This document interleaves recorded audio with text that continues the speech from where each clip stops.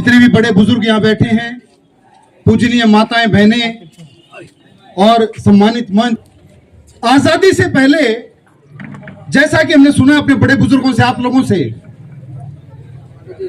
कोई राजा होता था तो राजा का बेटा भी राजा ही होता था और जनता में किसी को विरोध करने की हिम्मत नहीं होती थी कि अगर राजा कोई गलत काम कर रहा है तो उसको कोई बदल सके या उसकी जो संतान है वो राजा ना बने, जनता में से कोई और बने।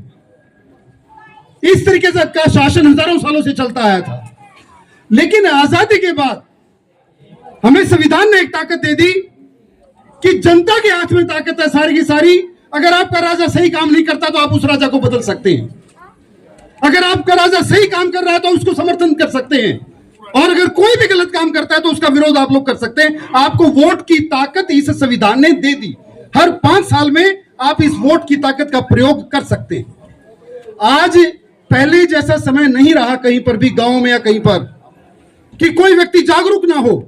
आजकल महिलाएं भी, पुरुष भी, वृद्ध भी, जवान भी, सब लोग जागरूक हैं कि मुझे भविष्य का यह देश किस तरीके का चाहिए, मुझे अपने बच्चों का भविष्य किस नेता के अंदर सुरक्षित लगता है, कौन सी सरकार मेरे बच्चों का भविष्य सुरक्षित रख सकती है, कौन इस राष्ट्र को सुरक्षित रख सकता है, ये हर किसी को पता है।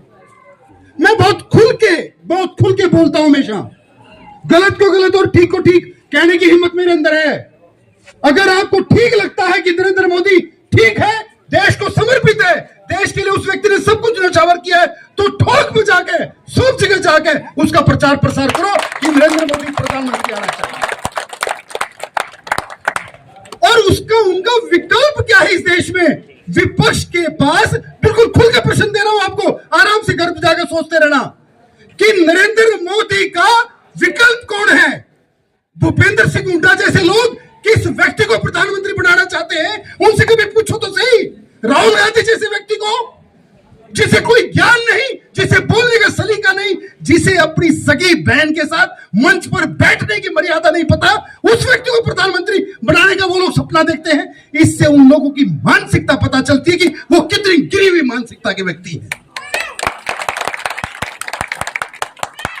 एक छोटा सा उदाहरण आपको देता हूं। चौधरी रणबीर सिंह, चौधरी भूपेंद्र सिंह हुड्डा के पिताश्री, वो स्वतंत्रता सेनानी थे। संविधान सभा का गठन हुआ तो उसमें वो एक सदस्य के तौर पर थे और बहुत जाने माने स्वतंत्रता सेनानी थे। लेकिन कई बार मैं बड़े एकांत में बैठ के सोचता हूं कि उनकी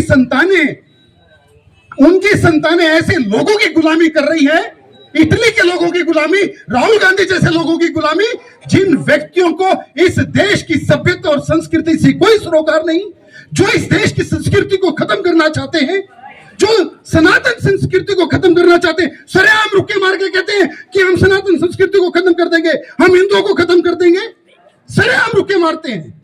विपक्ष में कोई भी नेता नहीं है जो नरेंद्र मोदी का मुकाबला करे। और कांग्रेस के लोग भी अच्छी तरह से जानते हैं कि भावी प्रधानमंत्री आदरणीय श्री नरेंद्र मोदी तीसरी बार बनने जा रहे हैं। और जब तीसरी बार वो बनने जा रहे हैं तो आपके सामने उनके प्रतिनिधि के तौर पर, सांसद के तौर पर, भावी सांसद के तौर पर आदरणीय श्री मोहनलाल पड़ोली जी आपके सामने बैठे हैं। इतने विनम्र स्वभाव के व्यक्ति हैं, इतने विनम्र स्वभाव के, शील स्वभाव के, आप इनके सामने गुस्से भी हो जाएंगे ना, कुछ नहीं कहेंगे आपको। आप इनसे जब बात करेंगे ना, ये 2 मिनट में आपको अपना बना लेंगे। इस तरीके के व्यक्ति हैं। बहुत साधारण सा स्वभाव है, किसानी परिवार से संबंध रखते हैं। बड़ोली एक छोटा सा गांव है, उस गांव से संबंध रखते हैं।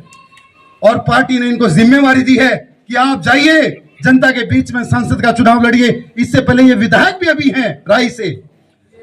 तो मेरा आपसे हाथ जोड़ के निवेदन है कि अच्छे को अच्छा और बुरे को बुरा कहने की हिम्मत पैदा करो अपने अंदर। बस यही आप लोगों से निवेदन है। जय भारत, जय हिंद।